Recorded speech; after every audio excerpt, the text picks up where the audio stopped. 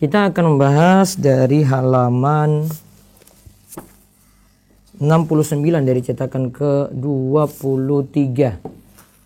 Ya, dari cetakan ke-23 tentang perihal bangkai. Yaitu yang dibahas hukum bangkai, mana saja yang termasuk bangkai, terus penjagalan hewan dengan cara modern, penyembelihan ayam dengan alat modern juga, bagaimana lagi penjagalan sapi dan kambing dengan cara modern, terus penyembelihan didahului dengan dibius, itu bagaimana hukumnya, dan anggota hewan yang dipotong saat masih hidup. Nah, kita saksikan lagi, nanti disimak. Biasanya sampai 10 pertemuan kami akan memberikan kuis atau evaluasi untuk sekolah fikih muamalat ini. Ya, jadi perhatikan baik-baik setiap pelajaran, insya Allah ada faedah-faedah penting dicatat dan raih manfaat dari pelajaran tersebut. Baik, sekarang kita lihat di halaman 69 apa yang dimaksud bangkai dan hukum bangkai. Monggo. Yang dimaksud dengan bangkai adalah hewan darat yang mati tanpa disembelih atau dibunuh dengan cara yang tidak sesuai dengan tuntunan syariat Islam. Ya.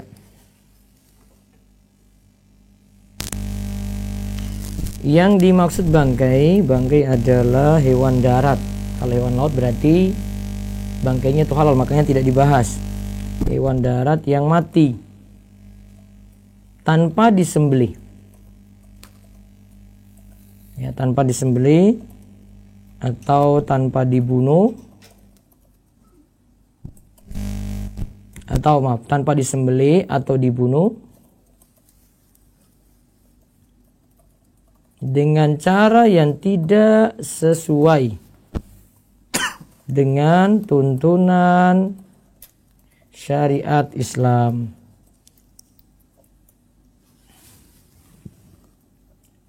Ya, terus hukum bangkai.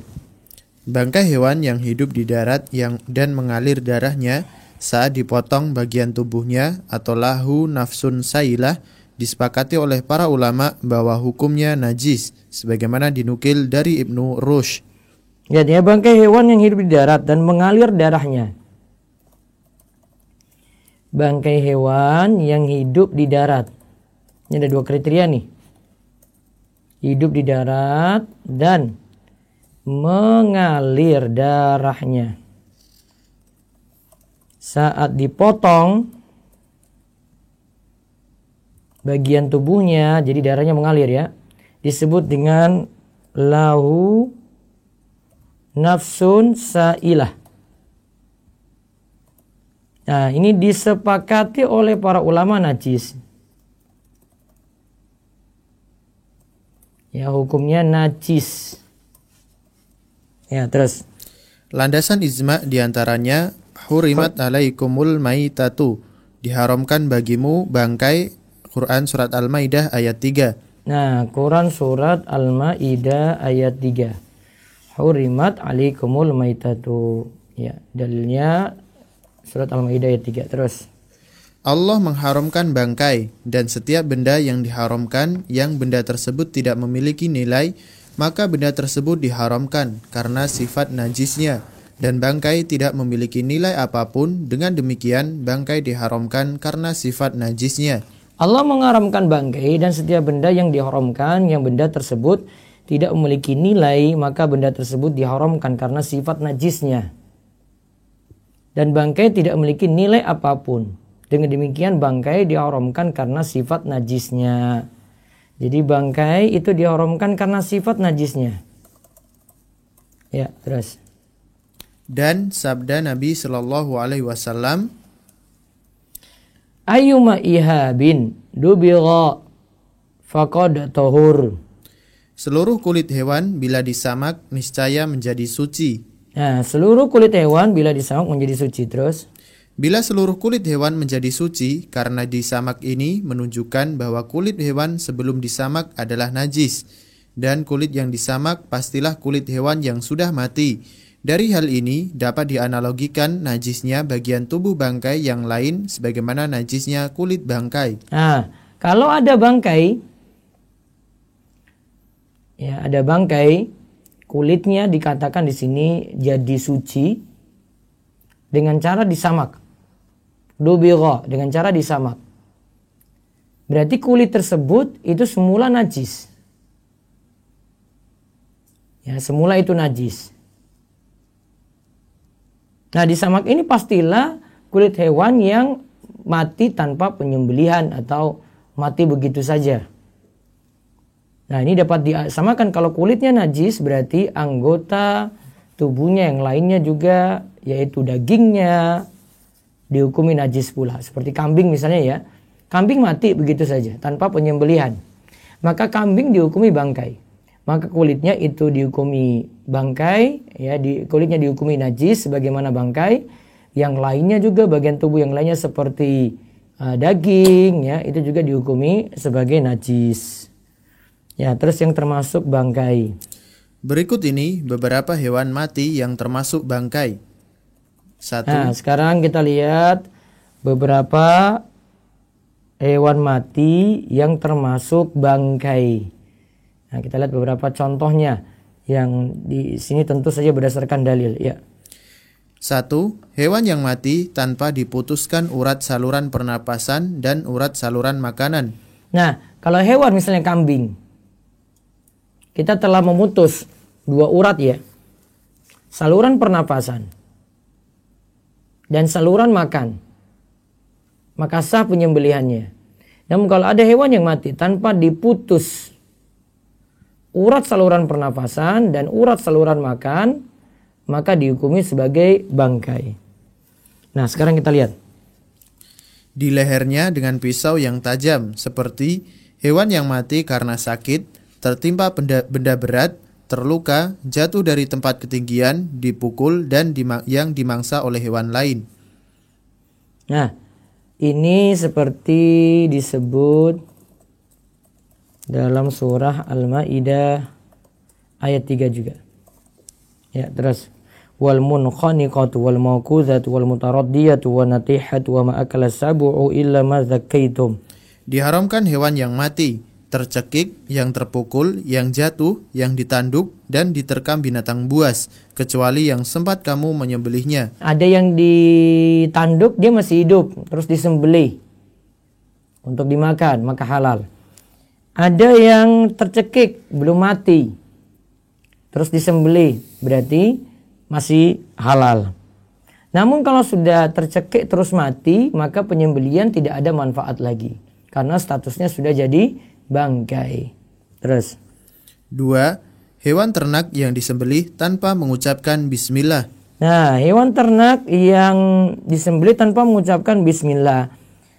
Nah, sekarang kita lihat bagaimana hukum mengucapkan bismillah saat menyembelih. Baca. Para ulama berbeda pendapat tentang hukum hewan ternak yang disembelih tanpa mengucapkan bismillah dengan sengaja.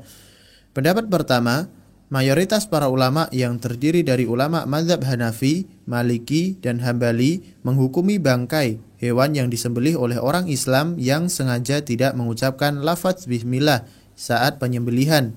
Terus berdasarkan firman Allah Ta'ala, wala ta'kulu mimma lam yuzkarismullahi alaihi wa innahu lafisq. Dan janganlah kamu memakan binatang-binatang yang tidak disebut nama Allah ketika menyembelihnya. Sesungguhnya perbuatan yang semacam itu adalah suatu kefasikan. Al-An'am ayat 120. Nah, wala ta'kulu mimma, janganlah kamu memakan mimma lam yuzkarismullahi alaihi, binatang-binatang yang tidak disebut nama Allah ketika menyembelihnya. Wa innahu lafisq, sesungguhnya perbuatan yang semacam itu adalah suatu kefasikan. Ya, terus baca lagi. Pendapat kedua, para ulama yang menganut mazhab Syafi'i menghukumi halal daging hewan yang disembelih tanpa membaca bismillah. Mereka berpegang dengan hadis Nabi sallallahu alaihi wasallam, Dhabihatul muslimi halalun, dzakara rasmallahi au lam yazkur. Hewan sembelian orang Islam halal, baik ia menyebut nama Allah ataupun tidak. Baik yang menyebut nama Allah ataupun tidak. Ya, namun ada tanggapan. Tanggapan, hadis di atas tidak kuat karena hadisnya mursal dan terdapat salah seorang perawinya yang tidak dikenal. Nah, kesimpulannya di sini tentang masalah membaca bismillah. Coba lihat kesimpulan dari Ustaz Irwandi dengan demikian. Dengan demikian, pendapat mayoritas ulama dalam hal ini adalah yang terkuat, yaitu hewan yang disembelih tanpa menyebut nama Allah adalah najis atau bangkai. Nah, mayoritas ulama berpendapat bahwa hewan yang disembelih tidak menyebut bismillah statusnya adalah bangkai. Ya, terus. 3. Hewan yang disembelih oleh non-muslim. Nah, sekarang yang ketiga ya. Kalau yang pertama tadi hewan yang mati tanpa diputuskan urat nafas ataupun urat saluran makanan. Kemudian yang kedua itu hewan ternak yang disembelih tanpa membaca bismillah. Kalau menurut jumhur atau kebanyakan ulama itu jadi bangkai. Kemudian yang ketiga hewan yang disembelih oleh non-muslim. Ya, baca. Non-muslim atau orang yang tidak menganut agama Islam dikelompokkan menjadi dua bagian. Non-muslim yang memiliki kitab suci samawi, yaitu Yahudi dan Nasrani, dan non-muslim yang tidak memiliki kitab samawi, seperti penganut agama Hindu, Buddha, Shinto, dan lain-lain. Non-muslim ada dua, yaitu ahli kitab dan bukan ahli kitab.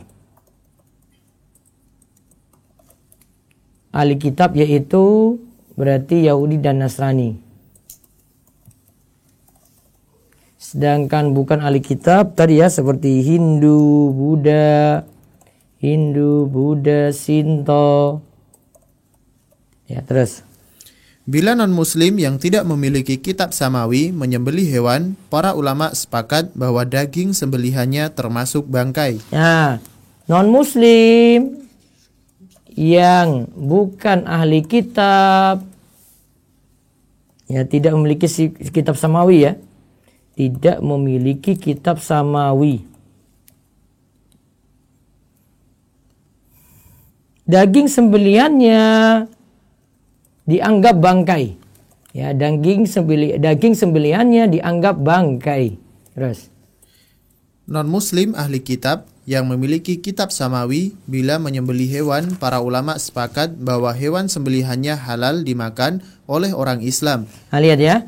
Non-muslim, adapun non-muslim ahli kitab itu siapa? Yahudi dan Nasrani yang memiliki kitab samawi.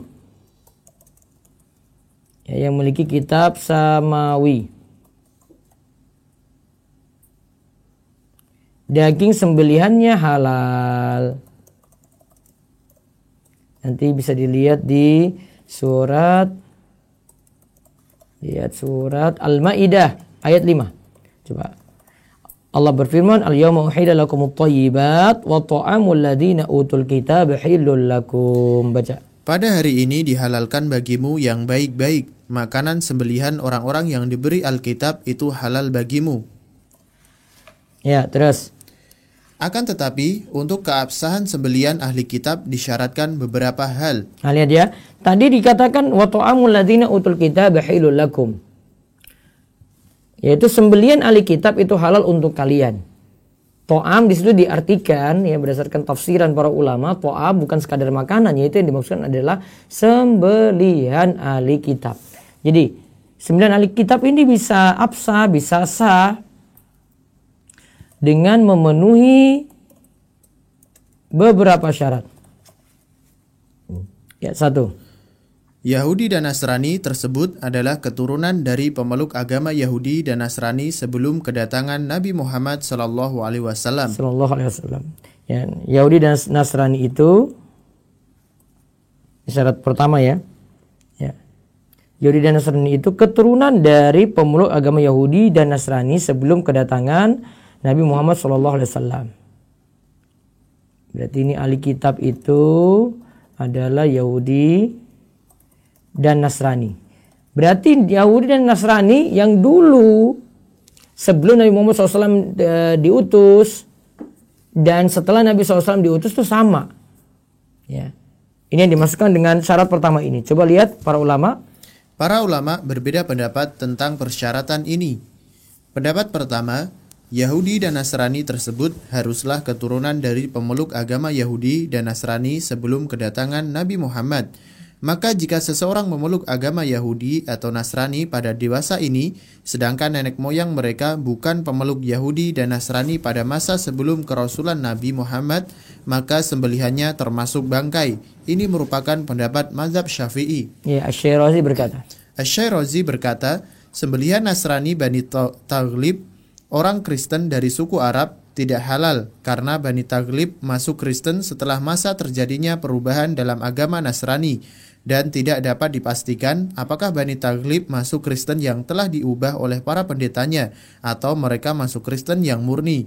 Maka status mereka sama dengan penganut agama Majusi, yaitu sembelihannya tidak halal. Nah, sembelihannya dianggap tidak halal. Ya. Ini pendapat pertama ya. Jadi kalau Yahudi dan Nasrani saat ini dianggap sembelihannya bangkai. Karena bukan keturunan dari Yahudi dan Nasrani yang dulu ada. Ya, terus. Mereka berpegang kepada larangan Amirul Mukminin Umar bin Khattab dan Ali bin Abi Thalib radhiyallahu anhuma agar tidak memakan sembelihan Nasrani dari Bani Taghlib, Nasrani yang berasal dari suku Arab. Nah, namun ada pendapat kedua. Pendapat kedua, mayoritas para ulama menghalalkan hewan sembelihan seluruh ahli kitab, sekalipun nenek moyang mereka bukan pemeluk Yahudi atau Nasrani sebelum kedatangan Nabi Muhammad. Berdasarkan firman Allah, Wa may yatawallahum minkum fa innahu minhum. barang siapa di antara kamu mengambil mereka menjadi teman setia, maka sesungguhnya orang itu termasuk golongan mereka. Al-Maidah ayat 51. Ya, terus ayat di atas. Ayat di atas menjelaskan bahwa Allah memasukkan orang yang setia dengan ahli kitab ke dalam golongan ahli kitab. Dengan demikian, orang yang memeluk agama Kristen dewasa ini termasuk golongan ahli kitab karena mereka setia dengan orang-orang ahli kitab, yang berarti sembelihannya menjadi halal. Ya, terus. Wallahu alam. Pendapat mayoritas ulama Yaitu pendapat kedua ya, pendapat mayoritas ulama. Pendapat mayoritas ulama dalam hal ini sangat kuat untuk diikuti, karena dalam ayat yang menjelaskan kehalalan hewan sembelihan ahli kitab mencakup semua ahli kitab, termasuk ahli kitab dewasa ini. Dan pendapat ini merupakan pendapat Ibnu Abbas radhiyallahu anhuma dan Az-Zuhri. Ya. Jadi kesimpulannya pendapat mayoritas ulama ya, sembelihan ahli kitab saat ini itu halal. Ya, sembelihan ahli kitab saat ini itu halal. Ya, selama mereka itu Yahudi dan Nasrani. Nah, sekarang syarat kedua. Tadi kan masih lihat beberapa syarat ya, kesembelihan ahli kitab itu halal. Ya, yang pertama itu dia Yahudi dan Nasrani, baik ahli kitab itu sebelum Nabi Muhammad diutus atau setelahnya. Ya. Terus yang kedua, hewan yang disembelih ahli kitab, hewan yang dihalalkan Islam. Hewan yang disembelih adalah hewan yang dihalalkan Islam. Berarti kalau sudah hewan yang haram ya berarti tetap haram, seperti misalnya anjing ya. Ahli kitab ya hobi misalnya makan makanan tersebut. Ya. Maka kalau kita lihat sembelihannya maka tetap tidak akan berubah tuh, walaupun mereka ahli kitab ya tetap anjing ya tetap seperti itu haram gitu. Terus syarat ketiga, tidak diketahui bahwa mereka menyebut nama selain Allah saat penyembelihan. Bila diketahui bahwa mereka menyebut nama Al-Masih, Roh Kudus, atau Bunda Maria saat penyembelihan, maka hewan sembelihan mereka termasuk bangkai dan tidak halal dimakan oleh orang Islam. Ya. Lanjut. Berdasarkan firman Allah Ta'ala, lihat ya. Syarat ketiga tidak diketahui bahwa mereka menyebut nama selain Allah. Jadi tidak ketahuan kalau dia sebut nama Al-Masih, disebut nama Roh Kudus, tidak. Allah berfirman, "Innama harrama 'alaikumul maitata wad-dama wa lahmal khinzir wa ma uhilla li ghairillah." Sesungguhnya Allah hanya mengharamkan bagimu bangkai, darah, daging babi, dan binatang yang ketika disembelih disebut nama selain Allah. Al-Baqarah ayat 173. Iya. Terus ayat di atas. Ayat di atas menjelaskan dengan tegas bahwa hewan yang disembelih dengan menyebut nama selain Allah saat penyembelihannya, maka hewan itu sama dengan bangkai sekalipun yang menyembelihnya seorang muslim, apalagi non-muslim. Al-Bukhari meriwayatkan bahwa Az-Zuhri berkata, tidak mengapa memakan sembelihan Nasrani dari suku Arab, dan jika engkau dengar ia membaca selain asma Allah saat menyembelih, janganlah engkau makan sembelihannya, dan jika engkau tidak mendengarnya dia selain asma Allah ya saat menyembelih. Terus Jika engkau tidak mendengarnya menyebut asma Allah, sesungguhnya Allah telah menghalalkan sembelian mereka bagimu, padahal Allah mengetahui kekafiran mereka. Ya. Jadi selama tidak diketahui mereka menyebut nama apa begitu, maka sembelian mereka itu jadi halal. Nah, jadi ahli kitab ini nanti penyikapannya kalau kita itu berada di negeri non muslim.